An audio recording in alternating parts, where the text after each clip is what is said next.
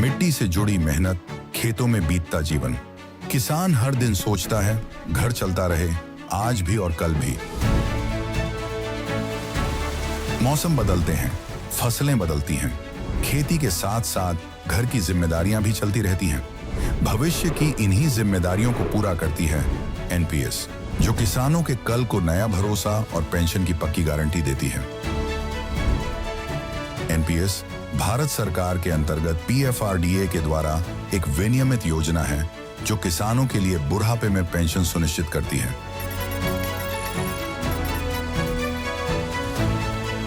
NPS खाता खोलने के लिए अपने नजदीकी सीएससी से संपर्क करें या 1800-1107-08 पर कॉल करें।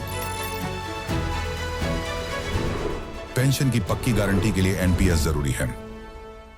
उत्तर प्रदेश के जनपद मथुरा में फरसा वाले बाबा की मौत के बाद भड़की हिंसा को लेकर पुलिस एक्शन में है। इस मामले में 3 थानों में अब तक 4 एफआईआर दर्ज हो चुकी हैं।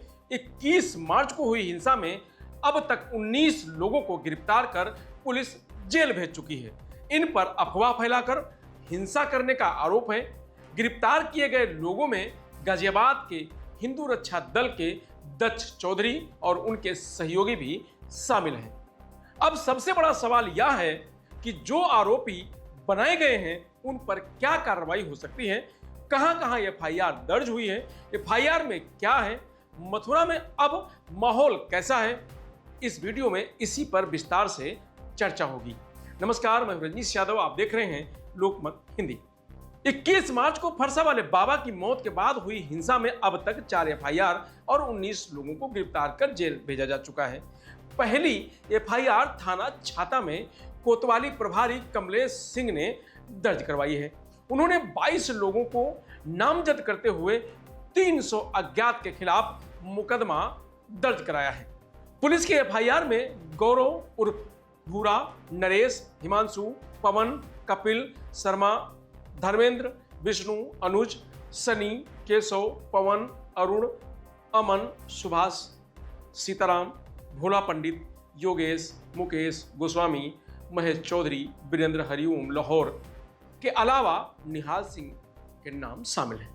दूसरी एफआईआर थाना छाता में विश्व हिंदू परिषद के प्रांतीय अध्यक्ष कन्हैया लाल अग्रवाल ने दर्ज कराई है। कन्हैया लाल अग्रवाल का कहना है कि वह कोसी अध्यक्ष रणवीर सिंह और महानगर मंत्री नितिन चौधरी के साथ आक्रोशित लोगों को समझाने गए थे। समझाने के बाद गौ सेवक और गांव वाले मांगे मान लिए जाने के से संतुष्ट होकर जाम खोल रहे थे।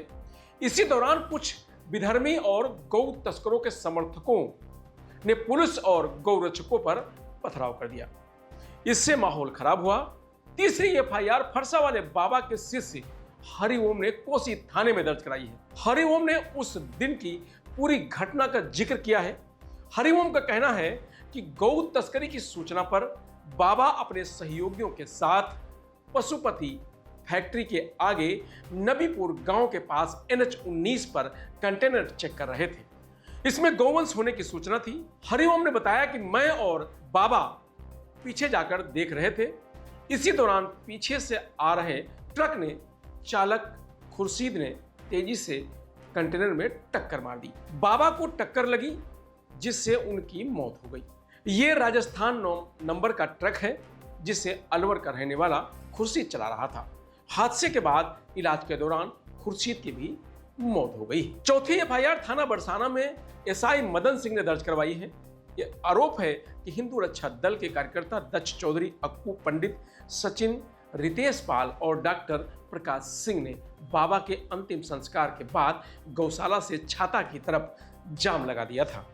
दक्ष और उसके साथियों ने पुलिस से गाली गलौज की, जान से मारने की धमकी देने के साथ साथ पथराव कर माहौल खराब करने की कोशिश की।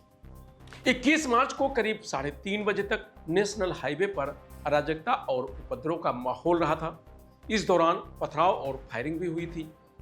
हाईवे पर फैले पत्थर और पुलिस को मिले 315 और 312 बोर तमंचे के खाली कारतूस इस बात की गवाही दे रहे हैं कि उपद्रवियों को खदेड़ने के लिए पुलिस लाठीचार्ज के अलावा आंसू गैस, रबड़ बुलेट, स्मोक ग्रेनेड का इस्तेमाल किया था।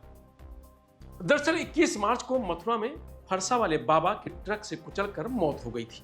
हादसे के बाद एक वीडियो सामने आया जिसमें बाबा जमीन पर पड़े दिखाई दे रहे हैं। उनके पास म्यान और तलवार भी पड़ी थी। वहीं राजस्थान नंबर वाले ट्रक का अगला हिस्सा क्षतिग्रस्त नजर दिख रहा है।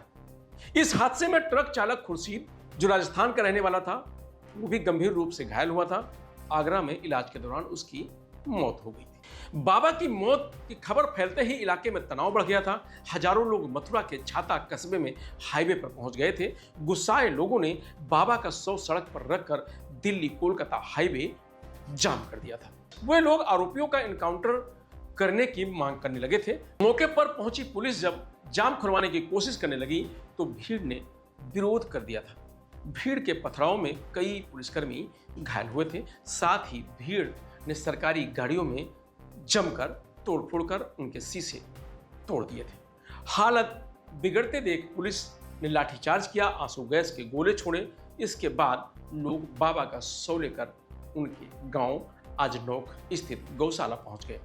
वहां प्रशासन के सामने 6 मांगे रखी, जिनमें स्मारक बनाने की मांग भी शामिल थी। प्रशासन ने आश्वासन दिया है कि दाह संस्कार स्थल पर समाधि बनाई जाएगी। इसके बाद बाबा का अंतिम संस्कार कर दिया गया था।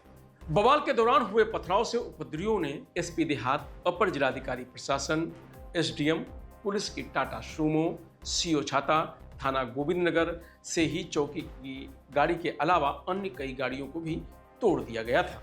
मामला इतना गंभीर था कि मुख्यमंत्री योगी आदित्यनाथ को अधिकारियों को सख्त कार्रवाई के निर्देश देने पड़े थे। मथुरा के एसएसपी श्लोक कुमार ने 22 मार्च को कहा था कि पुलिस ने उन प्रदर्शनकारियों के खिलाफ मामला दर्ज किया है जिन्होंने शनिवार सुबह छाता इलाके में राष्ट्रीय राजमार्ग को जाम कर दिया था, साथ ही पथराव भी किया था। घटना में कई पुलिसकर्मी घायल थे। पुलिस की गाड़ियों को नुकसान पहुंचा था। उन्होंने कहा कि पुलिस सीसीटीवी फुटेज का इस्तेमाल कर हिंसा में शामिल असामाजिक तत्वों की पहचान कर रही है। ज्यादातर प्रदर्शनकारी या असामाजिक तत्व मथुरा के बाहर के थे।